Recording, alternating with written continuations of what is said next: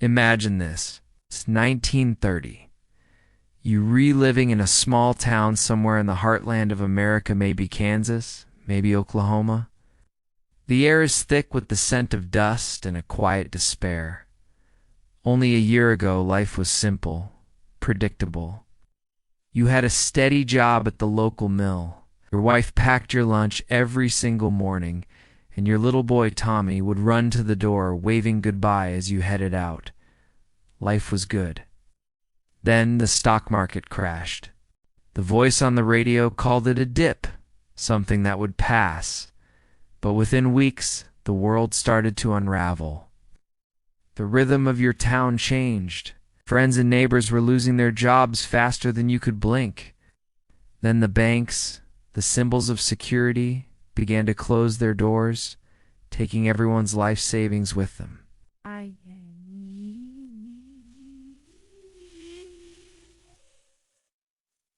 You remember the day you went to withdraw your money? The teller, a man you'd known for years, looked at you with empty, tired eyes. "I'm sorry, sir. The bank is closed." You walked home that day with just $2 in your pocket and a heart heavy with a fear you'd never known before. The weeks stretched into months of uncertainty. The factory, the town's heartbeat, went silent. You tried to find work anywhere you could, the railroad, the fields, even hauling coal, but every line was filled with desperate men, just like you, all chasing a handful of jobs. At night, the family would gather around the radio, listening to President Hoover's speeches, searching for a glimmer of hope for some kind of answer, but none came. Your family's dinner plates grew emptier. You noticed your wife quietly skipping meals so that your boy could eat. You pretended not to see, but the sight of her sacrifice was a silent weight on your soul. Then came 1931, and with it, the dust. The sky turned a sickly brown, and the air itself tasted like grit and sand.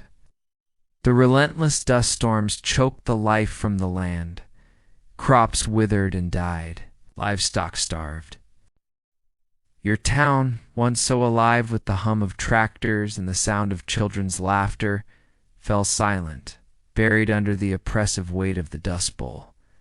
By 1932, you knew you couldn't stay. You made the hardest decision of your life. You packed what little you owned, a few clothes, your wedding photograph, and Tommy's small wooden toy Courand pointed your family west. California. The word itself sounded like a promise. "They say there are jobs there," people whispered. You tied everything you owned to the top of your rusty old Ford Model T and began the long, grueling journey. The roads were clogged with families just like yours, a slow-moving river of broken-down cars, crying babies and tired, dust-caked faces. Every mile you drove west felt like a step toward hope, but every town you passed through told the same story. "No jobs here, mister. You learned to live on the margins." But you slept under bridges. Your family huddled together for warmth. You begged for food, a humbling experience that chipped away at your pride. But you also saw the best of humanity. Kind strangers who had little themselves would share a piece of bread or a warm bowl of soup. On those nights, you learned that generosity isn't about how much you have, but how much you're willing to give. When you finally reached California, the promised land was not what you had imagined. You found a sprawling migrant camp near Bakersfield. Hundreds of families lived there, crammed into tents and shacks pieced together from scrap wood and tar paper. It was a city of desperation. Children played barefoot in the dirt, their laughter a stark contrast to the grim reality.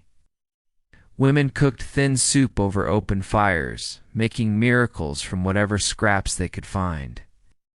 And every morning, before the sun was even up, the men would line up, hoping to be chosen for a day's work in the fields.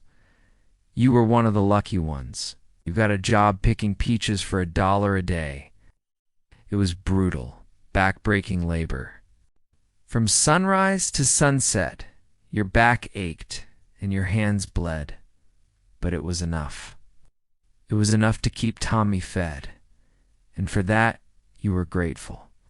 Your spirit, though battered, refused to break. At night, the camp would come alive in a different way. People gathered around small, flickering campfires.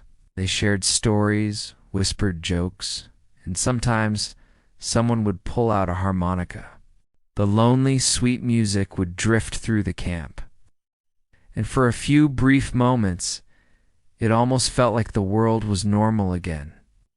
In those shared moments of music and stories, you found a community forged in hardship. Then came 1933. A new president, Franklin D. Roosevelt, took office. You remember hearing his voice crackle over a camp radio. The only thing we have to fear is fear itself. Those words weren't just a political slogan. They were a lifeline. They struck a chord deep inside you, and for the first time in years, you felt a genuine flicker of hope. Change didn't happen overnight, but it did happen. The government started new programs, the Civilian Conservation Corps, the Works Progress Administration. Suddenly, there was a different kind of work. Men were getting jobs building roads, bridges, and schools building the future. You applied and were accepted into a work camp in Arizona. The pay was $30 a month. Compared to the $1 a day in the fields, it felt like a fortune. Every month, you sent most of it back to your family. Slowly, painstakingly, you began to rebuild your life. By 1936, the world started to feel different. The dust storms lessened their grip on the plains. The camps became cleaner, more organized. Your wife and son finally joined you in Arizona. You rented a tiny one-room home, but it was yours. It was a palace. On weekends, you'd walk into town, buy ice cream for Tommy, and sit together by the radio, listening to a baseball game. Life was still hard, but it was no longer just about survival. You were living again. Years later, looking back on those dark, desperate days, you'd realize something profound. The Great Depression didn't just take your money. It stripped away your pride, your comfort, your sense of security. But in its place, it taught you what truly mattered: family, courage, and the simple, powerful bond of community. You saw neighbors share their last piece of bread. You saw strangers become lifelong friends. You saw hope rise from the ashes of complete despair. And though you never became a rich man, you knew you were part of something bigger. You were part of a generation that faced the abyss and refused to give up. A generation that learned to endure, to rebuild, and to find strength not in what they had, but in who they were together. Thank you so much for joining me on this journey back in time. If this story resonated with you, please consider liking the video and subscribing to the channel for more stories like this. It really helps us keep these histories alive. See you next time.